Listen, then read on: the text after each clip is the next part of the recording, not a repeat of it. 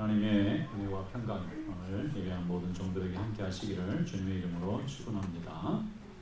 어제 저희가 새벽에 성부 영신 예배를 드리고 1시간 넘게 집에 왔더니 오는 중에 주변에 동네에서 어떻게 폭죽놀이를 열심히들 하는지 잠을 잘 수가 없어요.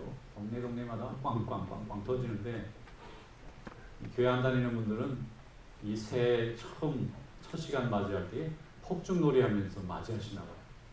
우리 고국에서는 또 정동진에 차들이 얼마나 많이 가는지 가다가 날 새는 분이 많다고 그러시더라고요. 거기서 해돋이 보러 갔다가 중간에 차가 막혀가지고 길거리에서 해를 본대요. 왜 이렇게 사람들이 어제나 오늘이나 달라질 게 없는데 새해가 되면 이렇게 뭔가 좀 특별한 의미를 부여하고 싶을까? 어쩌면 우리의 마음이 묵은 해는 지나고 새해가 왔으면 하는 소원도 담겨져 있기 때문에 우리의 삶의 행동도 그런 소원을 담고 있다고 생각합니다. 과거에 우리 어른들이 섣달 금음, 맞은 12월 31일이 되면 분주하게 동네를 왕래하시는 걸 봤어요. 부모님이 저한테 신고를 시키더라고요. 저기 가서 누구네 집에 이 물건 좀 갖다 주래요. 그래서 왜 이걸 갖다 줘야 되나요? 그랬더니 빌렸는데 여태 갖다 준다 그러다 못 갖다 줬는데 새해가 되기 전에 이걸 빨리 갖다 줘야 돼요. 이거 내일 갖다 줘도 되지. 이게 새해가 될 때 주면 안 되고 새해가 되기 전에 줘야 돼요. 그래서 막 뛰어다니면서 갖다 주고 그랬던 게 기억이 납니다. 섣달 금음이 되면 우리 조상들은 지혜를 통해서 빌린 거 다 갚고 밀린 거 다 갚고 문제된 거 다 화해하고 화난 것도 다 그때 풀어주고 그래서 새해를 맞이할 때 새로운 각오로 출발하자 그런 마음을 가졌다고 해요.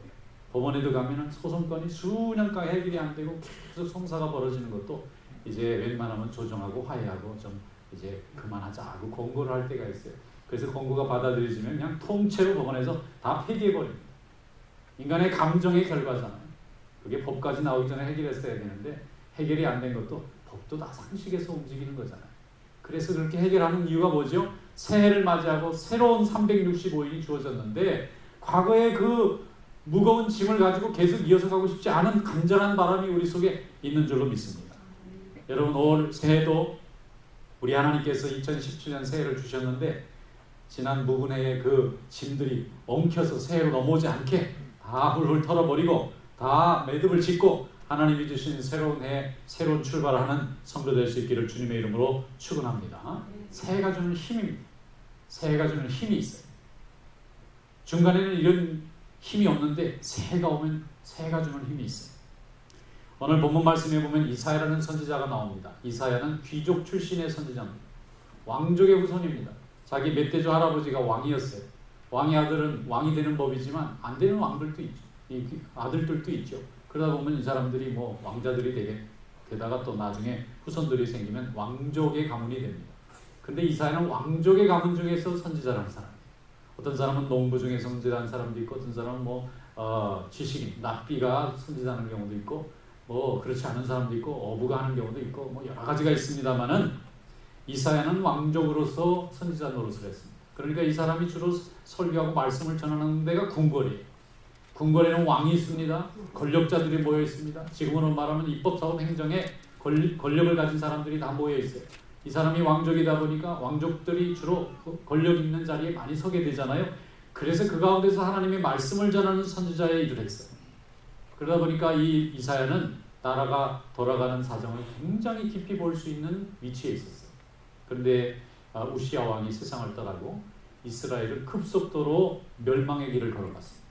그리고 오래되지 않아서 북왕국 이스라엘은 아수르라는 나라에게 점령당해서 온 백성이 다 잡혀갔고 그 후에 100년 남짓 더 끌었던 유다라는 나라는 결국 바벨로니아라는 나라에 멸망해서 다 나라가 사라지고 말았어요. 그때 활동했던 선지자입니다. 이사야는 궁궐을 보니까 큰일 났습니다. 현명한 군주는 없고 다 간신들만 넘치고 또 정직한 관리들은 없고 다 아부하고 뇌물 받고 강포한 자들만 남아있고 또 국제정세에도 너무너무 어두워서 지금 적들은 엄청난 군대를 다 양성해서 조금만 틈이 주어지면 쳐들어올 준비를 다 하고 있는데 아무도 나가서 이 나라를 지키겠다는 사람은 아무도 없고 이사야는 왕족으로 수많은 사람들을 보면서 나라가 망할 때가 얼마 남지 않았다는 것을 직감했습니다. 아무도 붙잡고 얘기를 해도 설명할 길이 없어요. 그래서 이사야는 날마다 성전에 엎드려서 하나님 이 나라와 이 민족을 지켜주시옵소서. 저 바벨론이 이제 거대한 군대를 일으켜서 끓는 가마와 같이 북쪽에서 남쪽을 향해서 가마솥이 쏟아지고 나면 이 나라는 완전히 불바다가 될 텐데 아직도 이 백성들은 뭐가 문제 아무것도 분별하지 못하고 이렇게 서로 아웅다웅하고 나라의 존폐가 달리는 것을 깨닫지 못하고 있습니다. 간절히 기도했습니다. 정말 선지자의 마음으로 세상을 꿰뚫어보는 지혜자의 눈으로 나라의 미래가 암담하다는 것을 알았어요. 그런 하나님 앞에 기도했습니다. 그때 하나님이 오늘 이 말씀을 주셨습니다. 다 같이 하나님 말씀 한번 열어보겠습니다. 이사야 43장 18절부터 21절 말씀 다 같이 읽겠습니다. 너희는 이전 일을 기억하지 말며 옛날 일을 생각하지 말라. 보라 내가 새 일을 행하리니 이제 나타날 것이라. 너희가 그것을 알지 못하겠느냐? 반드시 내가 광야의 길을 사막의 강을 내리니 장차 들짐승 큰 승냥이와 타조도 나를 존경할 것은 내가 광야의 물을 사막의 강들을 내어 내 백성 내가 택한 자에게 마시게 할 것임이니라. 이 백성은 내가 나를 위하여 지었나니 나를 찬송하게 하려 함이니라. 아멘. 암담합니까? 절망스럽습니까? 불안합니까? 그런 대목이 하나도 없잖아요. 지금 나라의 현실은 풍전등화와 같습니다. 당장 적군이 쳐들어오면 막아낼 군대 3만이 없어요. 지금 나라가 완전히 피폐해졌어요. 군대도 제대로 없고 무기도 제대로 없고 제대로 된 관리도 없고 백성들도 정신이 없어요. 지금 나라가 어떻게 망할지 모르는데 오직 이사야만 알아요. 이 사실 궁궐 안에 있고 궁궐 밖을 다 봅니다. 그런데 하나님은 놀랍게도 걱정하지 말라는 메시지를 주셨어요. 그리고 새 일을 행하시겠다고 했습니다. 그리고 광야에서 길을 만들어내시겠다는 거예요. 사막에서 강을 만들어내시겠다는 거예요. 여러분 광야는 길이 없어서 광야예요. 광야 가보셨죠? 풀밖에 없잖아요. 거기는 길이 없어요. 길을 알아서 자기가 가야 되는데 거기에 큰 고속도로 같은 길이 생기면 얼마나 많은 사람들이 편하게 빠르게 목적지까지 안전하게 가겠습니까? 또 사막이 뭡니까? 물이 없어서 사막이잖아요. 사막은 물이 없습니다. 1년 내내 수십 년, 수백 년 동안 비가 나오지 않기 때문에 아무것도 살 수 없는 죽음의 땅이 된 것이 사막인데 거기서 강이 만들어지면 어떻게 됩니까? 강에 물이 넘치면 그 주변에 식물들이 자랍니다. 식물들이 자라고 나무가 무성해지면 이제 동물들이 찾아옵니다. 동물들이 찾아오면 사람들이 찾아옵니다. 사람들이 찾아오면 마을도 생기고 문명도 발전합니다. 하나님께서는 강만 만들어내시는데 나머지 열매가 나타나는 거예요. 그런데 다 소망이 없고 망한 것 같은 나라의 미래를 바라볼 때 하나님께서는 이사야 선지자에게 강이 흐르는 사막을 보여주시고 길이 뚫린 광야를 보여주셨어요. 왜 그렇습니까? 내 백성이기 때문에. 하나님이 책임지시겠다는 환상과 약속입니다. 그리고 하나님께서 말씀합니다. 첫째는 이전 일을 기억하지 마라. 과거에 성공했던 거 이제 생각하지 마라. 지금 불안한 현실 생각하지 말라는 이전 일을 기억도 하지 말고 옛날 일을 생각하지도 말고 과거를 다 내어버리고 과거의 성공 실패 다 내어버리고 하나님이 주실 미래를 바라보라는 것입니다. 아직 뭐가 일어난 것도 아닙니다. 나라가 망한 것도 아닌데 망할 수밖에 없는 현실 앞에서 그보다 더 미래를 향해서 하나님은 이사야의 눈을 열어주셨어요. 여러분 과거에 연연하지 마시기를 바랍니다. 과거라는 것은 과거입니다. 되돌릴 수도 없고 지나가버린 일의 흔적입니다. 그런데 그 과거가 우리의 삶을 붙잡으면 미래가 열려지질 않아요. 미래를 나갈 수가 없습니다. 참고 인내하는 것 좋지만은 과거의 짐과 과거의 감정과 과거의 상처와 과거의 분노에 붙잡혀 있으면 새로운 일을 하기 위해서 한 발자국도 내밀 수가 없습니다. 과거는 굉장히 힘이 강합니다. 우리의 모든 삶을 지배할 수 있는 능력이 있어요. 근데 그 과거를 떨쳐버리려면 하나님의 능력 안에서 버려야 됩니다. 그리고 새 일을 행하시는 하나님만을 바라보시기를 축원합니다. 뉴띵이라고 되어 있어요. 새로운 거. 뭔지는 모르지만 하나님이 새로운 것을 준비하고 계세요. 광야에 길을 내고 사막에 강을 내는 생명이 풍성한 삶을 여시고자 하는 하나님의 새로운 계획이 있습니다. 이것을 믿어야 합니다. 현실은 그것을 알 수도 없고 보여지지도 않지만 하나님이 암울한 현실 속에서 미래를 향해서 생명 강가를 열겠다고 하는 것을 믿고 확신해야 됩니다. 이것이 이사야에게 주신 하나님의 말씀입니다. 왜 그렇습니까? 이 백성은 내가 나를 위하여 지었나니 나를 찬송하게 하기 위해서 내가 이 백성을 지었노라. 할렐루야. 우리가 존재하는 이유는 오직 하나입니다. 하나님의 자녀가 이 땅에 존재하는 이유 하나는 오직 하나님께 찬양하고 예배하기 위해서. 그러면 암울한 현실 속에서 사막을 강으로 바꿔주시고 광야를 길로 여신 하나님의 능력이 예배하는 자들, 찬양하는 자들에게 함께할 줄로 믿습니다. 어떤 분이 해주신 얘기인데 어떤 사람이 길을 가던 사람을 쫓아가서 돌로 때려가지고 그냥 큰 부상을 입혔어요. 얼마나 많이 때려놨는지 그냥 사람이 그만 죽을 정도로 때렸어요. 그래서 순경이 붙잡아갔죠. 저서히 잡아갔어요. 아니 도대체 왜 길 가던 사람 이렇게 돌로 무참하게 한마디면 죽을 뻔했지 않느냐. 그러니까 그 사람이 죽이려고 했다. 아니 무슨 원한이 있어서 죽이려고 하니? 내가 이놈을 20년간을 쫓아다니서 드디어 잡아가지고 죽이려고 했다. 붙잡아 놓고 이제 경찰이 물어봤을 거 아니에요. 아, 왜 20년 동안을 이 사람을 쫓아다녔느냐고. 사연을 들어보니까 마음이 아프고 20년 전에 이 돌로 때린 사람이 사장이었고 맞은 사람이 직원이었어요. 한 회사에 있었어요. 혜택도 많이 주고 참 회사가 잘 됐는데 너무 일을 잘하니까 자기가 돈 주머니를 다 맡기고 다 신임을 했어요. 근데 결정적일 때 큰 돈을 들고 도망간 거예요. 얼마나 억울하겠어요. 그 때문에 회사가 망해버렸어요. 그 때문에 가정이 흩어져 버렸어요. 병자가 돼버렸어요. 이 사람이 너무 억울하니까 자기 일을 배신한 그 사람을 쫓아다니기 시작합니다. 그래서 잡히나요? 도망다니죠. 도망다니는데 20년 만에 만났어요. 근데 그 사람은 자기가 훔친 돈으로 크게 장사를 해서 성공했고 자기는 완전히 폐인이 되고 가정도 다 잃어버리고 얼마나 분했으면 벽돌을 가지고 그 사람을 때려가지고 죽이도록 때리는데 죽지는 않았어요.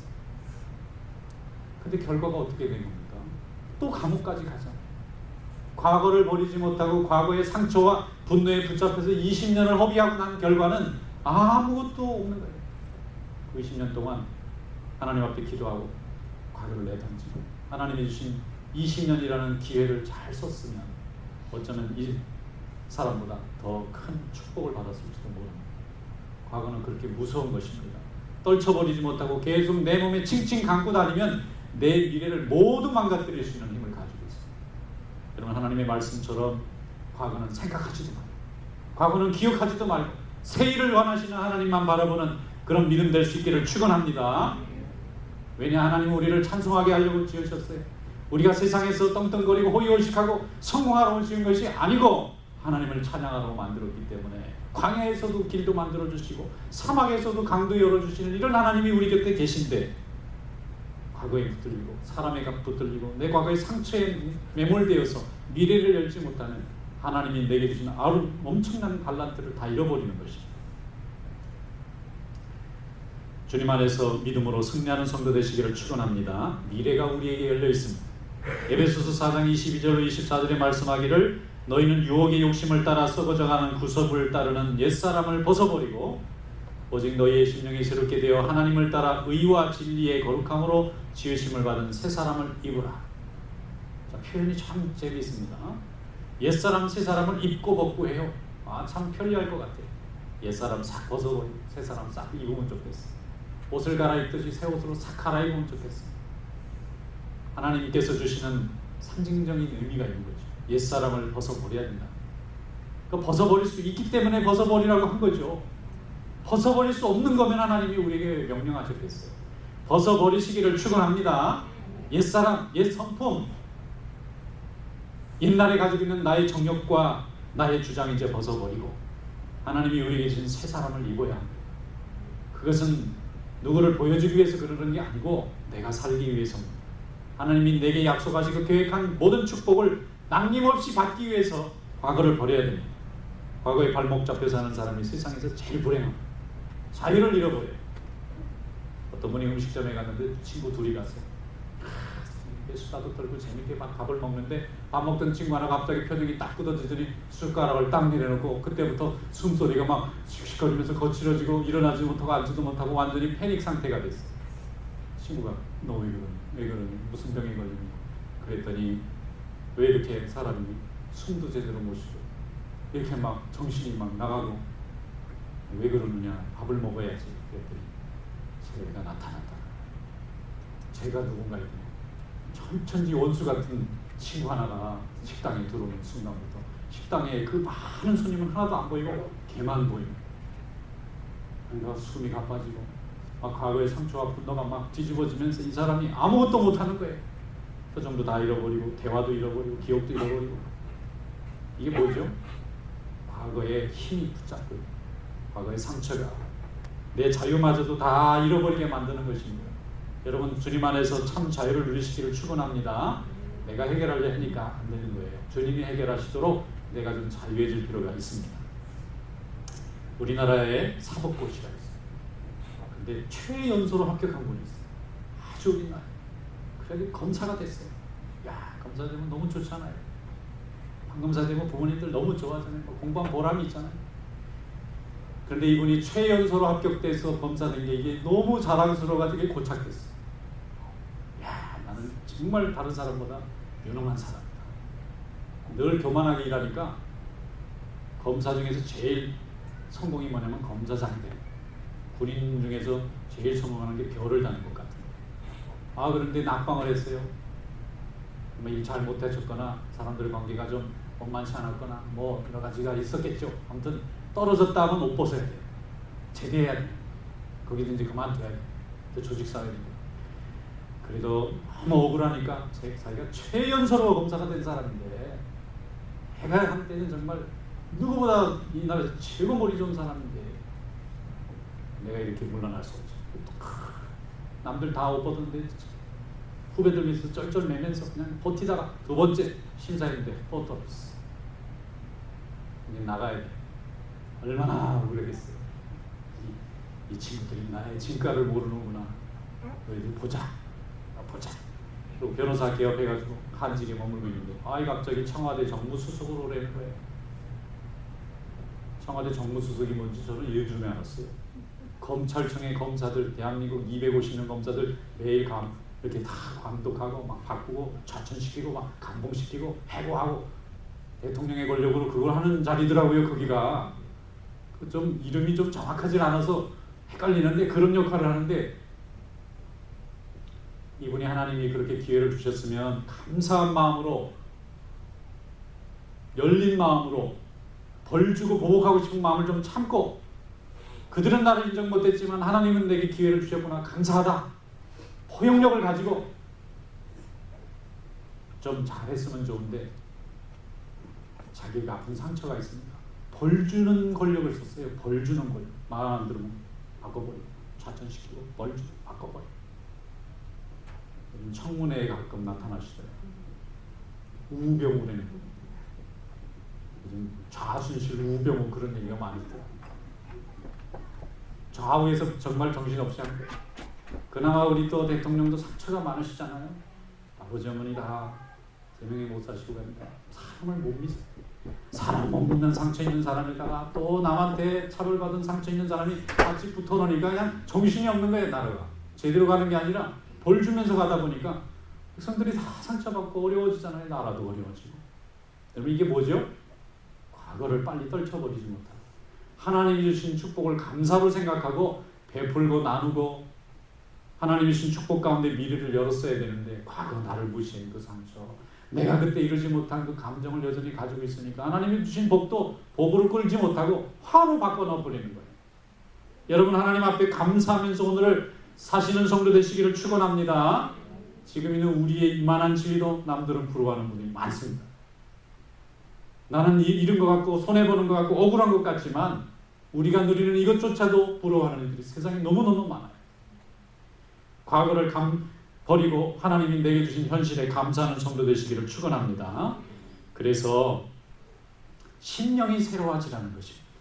하나님의 말씀은 외모가 새로워지고 행동이 새로워지고 습관이 새로워지고 이렇게 말하지 않고 심령이 새로워지라는 거예요. 그럼 심령은 뭐냐? 생각과 마음입니다. 생각과 마음이 새로워지지 않으면 어떤 지위에 올라가도 여전히 어리석은 사람이 될 수밖에 없어요. 여전히 옹졸한 사람이 될 수밖에 없습니다. 하나님이 주신 심령의 새로운 피조물 같이 하나님께 영광 돌리는 종이 될 수 있기를 축원합니다. 어떤 분이 길을 가는데 거린이 있어요. 홈리스가 앉아 있어요. 한 번 주세요. 그리고 하루 종일 있는데 추운데 달달 떨고 밥도 못 먹고 누워 있는 게 너무 불쌍해서 좀 이분이 여유가 있었는지 먹을 것도 갖다 주고 입을 것도 갖다 줘서 이분이 너무 좋아하는 거예요. 생각해다 이왕 이렇게 내가 선을 베풀었는데 아유 우리 집에서 먹여주고 재워주자. 그래가지고 홈리스를 차에 태워가지고 자기 의리의리한 집에 데리고 왔어. 목욕도 시켜주고 옷도 멋있게 입혀주고 그 다음에 용돈도 주고 그리고 나서 여기서 살고 이제 거기 추운데 그렇게 고생하면서 있지 말라. 그랬더니 이 사람이 너무 좋아하는 거예요. 그런데 한 2주쯤 되니까 사람이 없어졌어. 어디로 갔나 봤더니 아무리 찾아도 없는데 혹시나 싶어서 예전에 국어라던 데 갔더니 거기 또 앉아있는 거야. 거저 쓰고 앉아. 아 이거 불편하대. 자기는 그냥 가만히 앉아서 있으면 한 푼 주시면 주는데 가서 신경 써야 될 것도 많고 인사해야 될 것도 많고 설명해야 될 것도 많고 아이고 복잡해요. 나는 여기가 좋아요. 왜 그러죠? 심령이 새로워지지 않아서 그래요. 외모가 아무리 달라지고 환경이 달라져도 마음이 안 변했단 말이에요. 인간이 그렇습니다. Habitat for Humanity라는 세계적인 사랑의 집짓기 운동하는 단체가 있어요. 한국에도 있어요. 여기는 많습니다. 한 번은 카터 대통령이 은퇴하고 한국 사랑의 집짓기 운동에 홍보대사를 하신 적이 있어서 유명해진 단체입니다. 이 단체의 특징이 뭐냐면 집을 지어줘요. 인간이 의식주의 3대 중요한 요소가 있어요. 인간다운 존엄을 지키는데 집이 없으니까 날마다 고생하고 집 없는 것 때문에 날마다 이 균형이 없는 인생을 사니까 불쌍하다 이거예요. 집을 지어놔야 사람이 자기 존엄도 지키고 자기 가정도 지키고 또 자식도 키우고 나라도 안정이 된다. 이래가지고 이게 사람들이 한쪽에서는 열심히 이렇게 기부금을 내고 한쪽에서는 열심히 이 시간이나 기술을 내고 한쪽에서는 열심히 그냥 받아요. 그런데 미국에도 여기도 많습니다. 제가 한 번은 여기 오스틴 본부를 한번 가본 적이 있어요. Habitat for Humanity 이 본부에 가봤더니 쭉 설명을 들어보니까 특징이 있더라고요. 뭐냐면은 절대 공짜는 안 된다. 이왕이면 돈 내는 분은 아낌없이 누가 받든지 상관하지 않고 큰 돈을 내주는데 수십만 불, 수백만 불씩 주는데 그거 좀 가난한 사람 10,000불이면 짓는다고 그러더라고요. 20,000불. 집을 줘준대. 그러니까 그냥 주면 참 좋잖아요. 근데 그 단체의 원칙은 절대 공짜로 주면 안 돼. 사람을 버린대. 그게 무슨 소리냐니까 공짜로 한동안은 지어줘 봤대. 그냥 살으라고. 너무 불쌍하니까 길에 나앉아서 가족들이 다 제대로 먹지도 못하고 헐벗고 그러니까 집에 가서 사세요로 지어줬더니 관리도 안 하고 쓰레기도 안 버리고 이게 그냥 지나니까 그냥 완전히 쓰레기 더미가 돼서 버리고 가버린다는 거예요. 그럼 지어준 분이 보람이 없잖아요. 지어서 집을 줬다는 것은 아름다운 가정을 만들어야 된다는 건데 책임감도 없고 감사함도 없고 또 남을 위해서 나누겠다는 생각도 없는 사람에게 지어주니까 이 서로 상처만 입는 거예요. 그래서 조건이 있어요. 조금 돈을 내야 돼요. 그 다음에 집을 얻은 사람은 남이 집 질 때 노력 봉사를 하러 가야 돼요. 그리고 정기적으로 트레이닝도 받아야 돼요. 그래서 내가 남에게 도움을 받은 것 같이 나도 남을 도우면서 살 수 있는 존재로 거듭나는 게 이 목적이에요. 집 지어주는 게 아니라 사람 지어주는 거더라고요. 이상이 일단 좋아요. 현실은 어떤지는 잘 모르지만 이렇게 인간은 마음이 새로워지고 심령이 새로워져야지 그것이 먼저 확보가 되지 않은 상태에서는 안 되는 거예요. 인간은 생각보다 죄가 많습니다. 굉장히 이기적입니다. 남보다 나의 욕심을 채우는데 급급해 있기 때문에 하나님의 말씀으로 회개하고 변화받아야만 남이 보여지는 것입니다. 하나님을 따라 의와 진리와 거룩함으로 세움을 입는 성도 되시기를 축원합니다. 하나님을 따라가 중요해요. 인간을 따라서 의로워지면 바리새인이에요. 내가 의롭다, 내 능력이다, 내가 자선을 했더니 나에게 감사하고 나를 존경하라 그러면 하나님 대신하겠다는 말이 됩니다. 나는 능력이 없습니다. 죄인입니다. 그런데 우리 하나님이 나를 사랑하셨기 때문에 감사한 마음으로 내가 의롭게 사는 거고 진리 위에 서는 거고 거룩한 삶을 추구하는 것입니다. 고린도후서 5장 17절에 말씀합니다. 그런즉 누구든지 그리스도 안에 있으면 새로운 피조물이라 이전 것은 지나갔으니 보라 새 것이 되었도다. 새 것이 되라가 아닙니다. 이미 되었어요. 그리스도 안에만 있으면 돼요. 굉장히 쉬워요. 그런데 새로운 사람이나 새로운 성품이나 새로운 직책이 됐다는 말을 쓰지 않고 New Creation, 완전히 새로운 생명이 지어졌다는 거예요. 예수 믿는 것이 그렇게 큰 차이가 생기는 것입니다.